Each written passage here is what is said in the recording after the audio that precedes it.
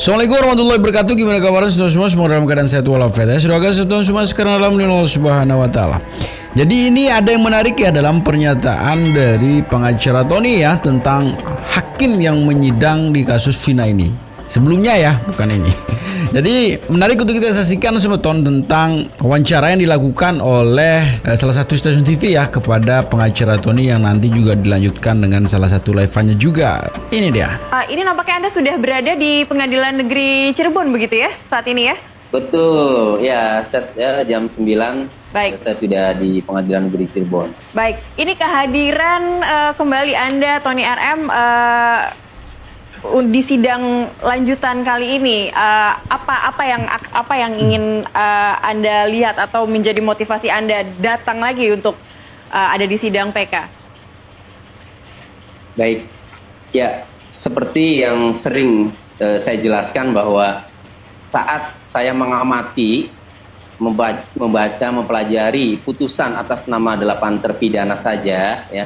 Di situ tidak ada alat bukti yang saintifik, ya, termasuk saksi-saksi, ya, alat bukti saksi yang mengarah ke 8 orang itu melakukan pembunuhan, itu tidak ada.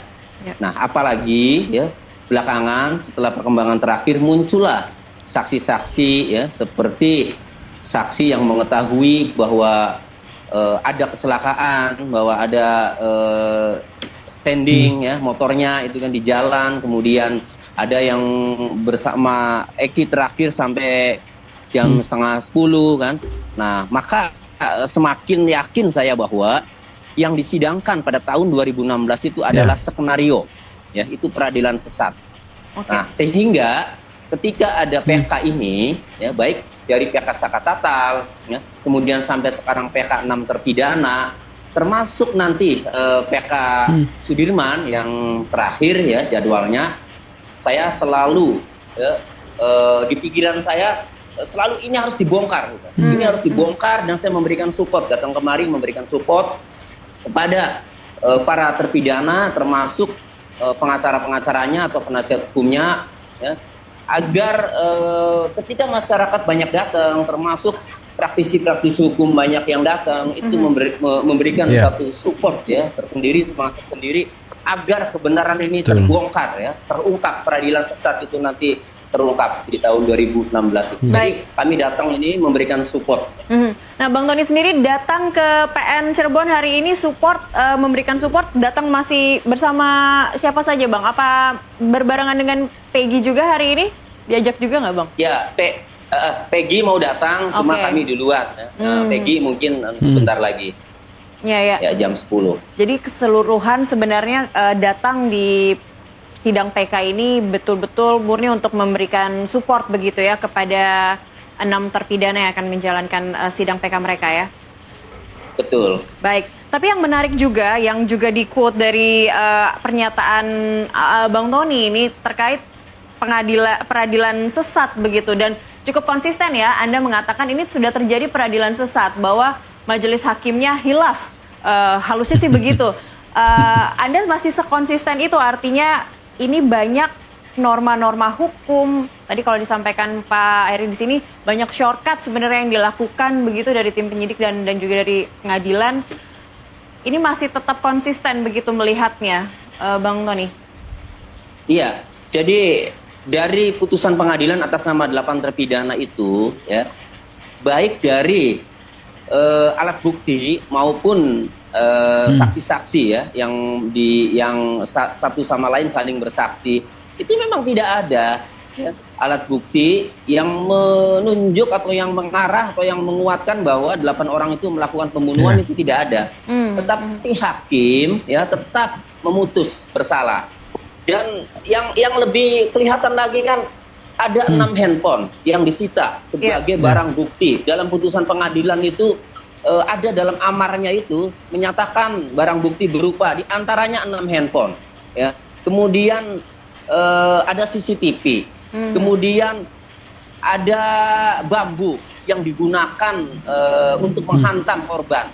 Bambu tidak pernah dilakukan sidik jari, sehingga itu siapa yang megang dari 8 orang yang disidangkan itu, siapa yang megang bambu, itu kan sulit, ya, disimpulkan kalau tidak ada pembuktian ya secara saintifik. Nah, kan teknologi sudah canggih 2016. Kenapa tidak dilakukan?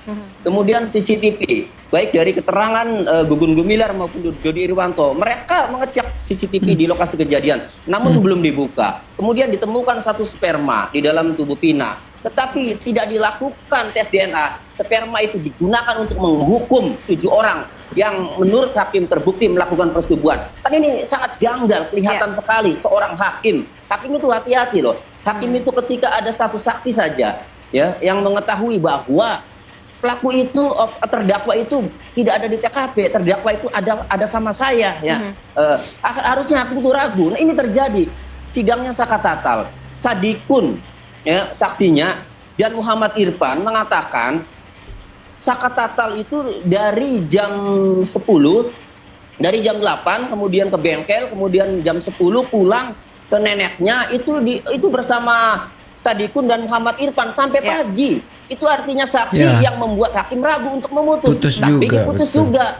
Nah, jadi dari alat bukti yang tidak mengarah, tidak kuat, saksi-saksi juga menerangkan ada keraguan bagi hakim untuk memutus bersalah, tapi kemudian diputus juga. Ini berarti hakim ini sengaja menyidangkan skenario, sengaja memutus orang yang tidak bersalah. Maka saya simpulkan ini hakim-hakim inilah hakim yang tidak mempunyai hati nurani, hakim yang tidak mempunyai moral, ini peradilan sesat, ini diputus saja. Baik, peradilan tetap konsisten menyebut ini peradilan sesat. Saya ke gitu ya.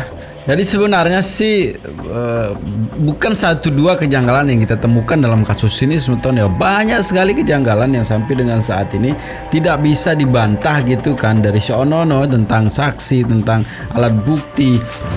Iya, jadi dari putusan pengadilan atas nama 8 terpidana itu ya, baik dari alat bukti maupun saksi-saksi ya yang satu sama lain saling bersaksi, itu memang tidak ada alat bukti yang menunjuk, yang mengarah atau yang menguatkan bahwa 8 orang itu melakukan pembunuhan, itu tidak ada. Tetapi hakim ya tetap memutus bersalah.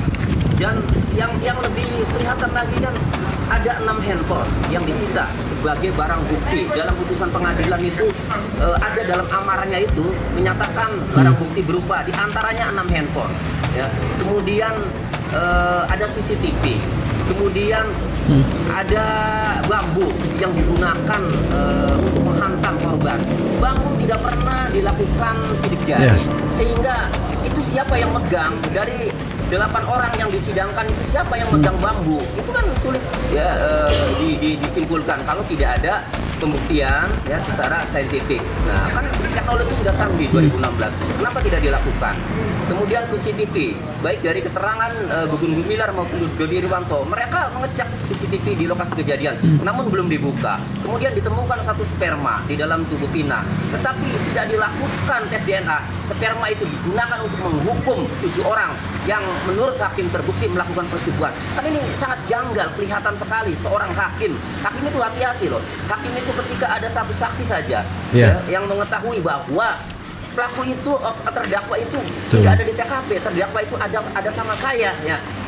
Harusnya hakim itu ragu. Nah, ini terjadi. Sidangnya Sakatatal. Sadikun ya saksinya dan Muhammad Irfan mengatakan Sakatatal itu dari jam 10, dari jam 8 kemudian ke bengkel, kemudian jam 10 pulang ke neneknya, itu bersama Sadikun dan Muhammad Irfan sampai pagi. Itu artinya saksi yang membuat hakim ragu untuk memutus, tapi diputus juga. Nah, jadi dari alat bukti yang tidak mengarah, tidak kuat, saksi-saksi juga menerangkan ada keraguan bagi hakim untuk memutus bersalah, tapi kemudian diputus juga. Ini berarti hakim ini sengaja menyidangkan skenario, sengaja memutus orang yang tidak bersalah. Maka saya simpulkan ini hakim-hakim inilah hakim yang tidak mempunyai hati nurani, hakim yang tidak mempunyai moral. Ini peradilan sesat, ini diputus saja.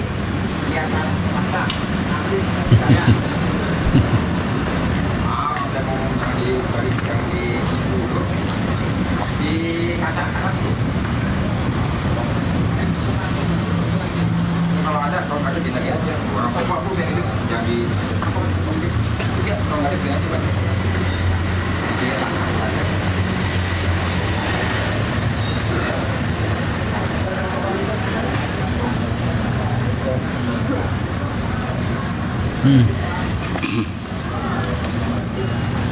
Thank you semuanya, thank you. Bentar dulu ya, lagi wawancara dulu. Sehat selalu. Ya. Marisa, terima kasih Marisa.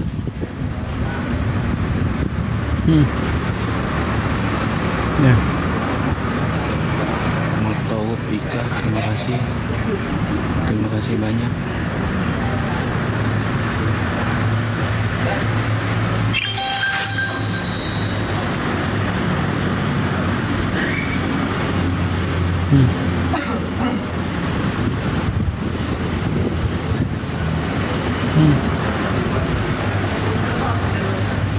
Iya.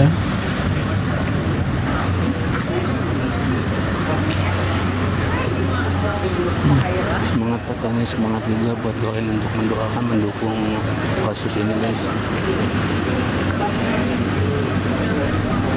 Thank you Mbak Ika. Mbak Ika, terima kasih.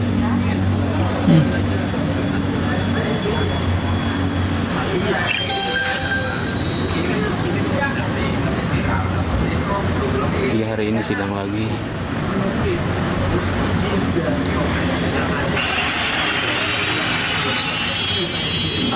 Terima kasih Mbak Ika, sehat selalu. Yuk di follow juga yuk Mbak Ika.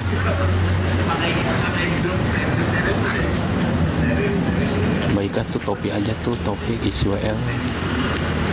Jam berapa bang? Nanti jam 10-an.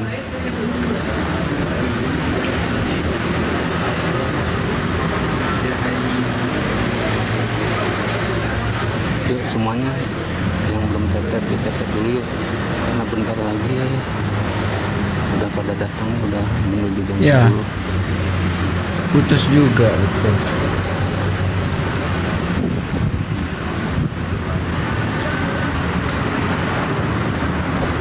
Amin, amin, amin.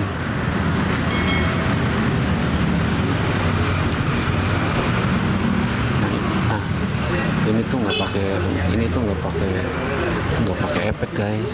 Nih nggak pakai efek, cuma nggak pernah diem nih efeknya.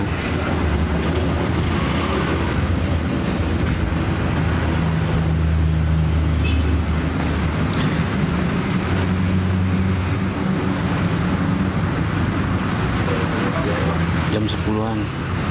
Lihat di TV nggak bang? Kurang bau tuh. Kosi Manisa, terima kasih.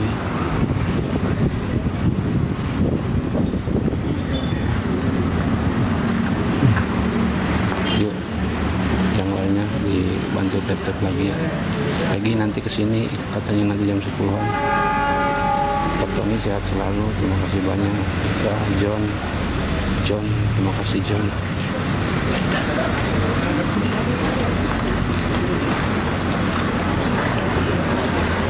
Ada di TV nggak bang? Kurang tahu. Bentar dulu, ada lagu wawancara nggak bisa berisik. Ya.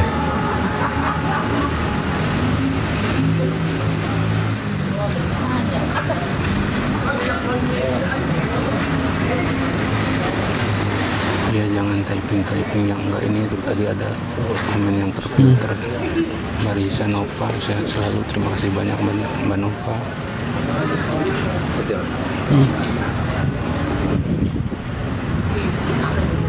Oh iya, silakan nanti juga Iya.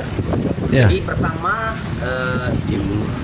kami semua ya baik dari tim penasihat hukum Egy Setiawan yang mensupport maupun dari penasihat hukumnya dalam hal ini 6 terpidana ya yang sekarang semuanya memang sudah bisa menyimpulkan. Artinya pertama yang disidangkan ini adalah skenario ya, alat buktinya tidak ada ya. Kemudian muncullah saksi-saksi banyak yang mengarah ke kecelakaan, sehingga kami semua sudah mempunyai keyakinan. Namun dalam PK ini memang ada aturan, ya, ada aturan karena dalam pasal 263 KUHP yang menjadi alasan PK itu kan ada 3 hal, ya. Pertama adanya novum, Ya. ya, novum itu berarti bukti baru. Kemudian yang kedua Betul. adanya saling pertentangan antara satu dengan lainnya. Yang ketiga, alasan PK juga bisa karena adanya kehilapan hakim atau kekeliruan yang nyata. Nah, kembali kepada memori PK yang kami dengar saat dibacakan kemarin, ya, memang itu ada tiga-tiganya, dan bahkan termasuk ada kebohongan. Jadi ada kebohongan. Jadi dulu itu ada saksinya sama, tapi dulu bohong. Itu yang disampaikan Pak Oto kan dalam memori PK-nya. Dan sekarang benar kan, akan menyampaikan kebenaran. Jadi kebohongan diketahui, padahal saksi itu dari dulu ada kan, tetapi kebohongannya baru diketahui sekarang. Nah, ada 4 berarti kan, ada kebohongan, kemudian ada nopum, ada saling pertentangan, dan ada kekeliruan hakim. Nah, kemudian diatur juga di pasal 69 Undang-Undang Mahkamah Agung, ya. Jadi kebohongan dan nopum itu bisa diajukan paling lama 180 hari sejak ditemukan kebohongan atau nopum itu. Nah, lalu nopum apa dan kebohongan apa, ya, yang disampaikan dalam memori PK?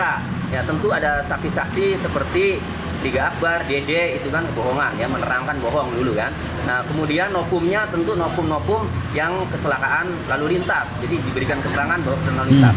Nah, namun belajar dari pengalaman Sakatatal sidang PK kemarin, jawaban jaksa itu kan membantah bahwa nopum-nopum yang dihadirkan seperti foto yang ada daging dalam badak baut yang PJU dianggap oleh jaksa bahwa itu bukan nopum karena pernah dimasukkan dalam berita acara tahun 2016 itu.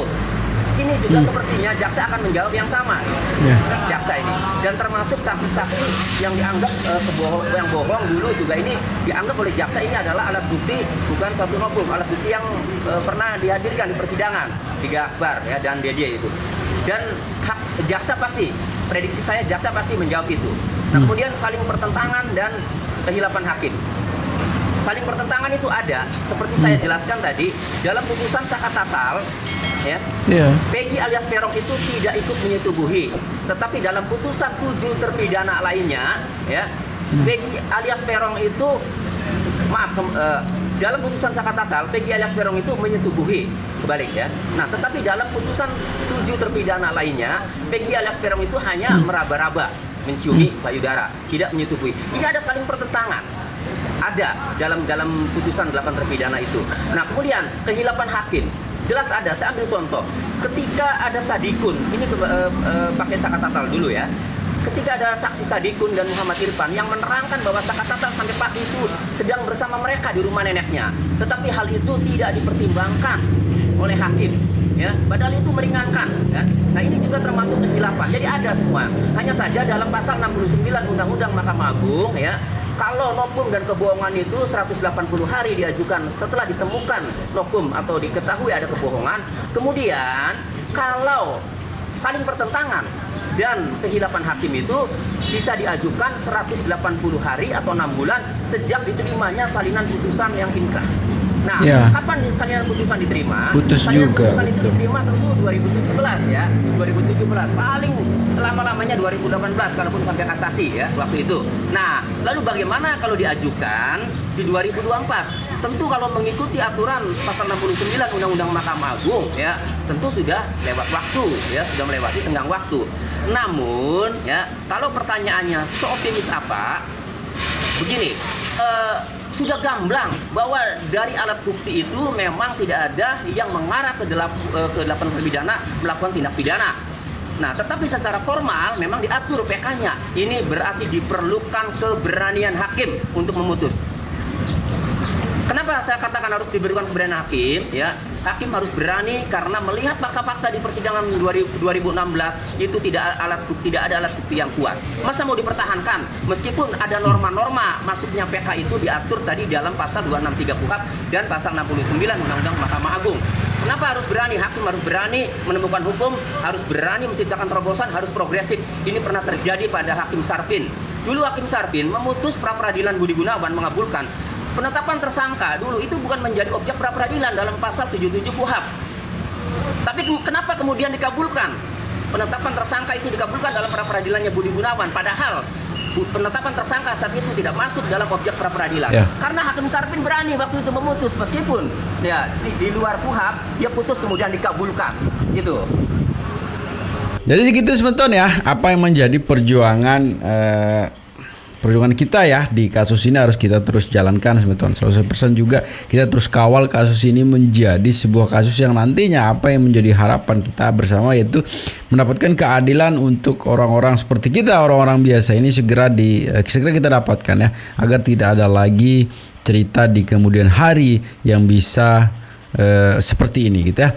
Jadi di akhir video juga selalu saya berpesan teman-teman ya, jangan cepat termakan hoax, selalu jaga persatuan dan kesatuan serta persaudaraan kita, dan jangan nakal juga tuh ya, karena sedikit nakal bisa berakibat fatal. Segitu saja video teman-teman. Assalamualaikum warahmatullahi wabarakatuh.